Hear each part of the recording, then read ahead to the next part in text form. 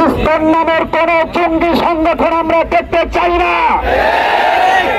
এই ইসকন নামের জঙ্গি সংগঠন ইতিপূর্বে অসংখ্য এরকম কুকর্ম করেছে।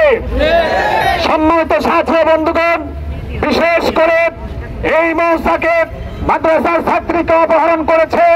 তারা লালিয়ে ভুলিয়ে মাত্র 11 বছর বয়সের একটা শিশু বাচ্চাকে অপহরণ করে 3 দিন অপহরণ করে তারাই ধর্ষণ করেছে।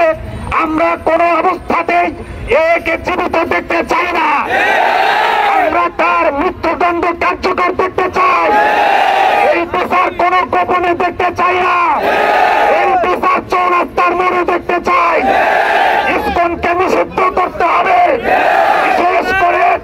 বিশেষ করে যারা এই মুসলিম মেয়েদের প্রতি তোমরা হাত বাড়িয়েছ, তোমাদের হাত আর সাথে থাকতে দেবো না। ফাঁসি চাই, ঠিক কিনা? এই বলে আমি আমার কথা শেষ করছি। আসসালামু আলাইকুম।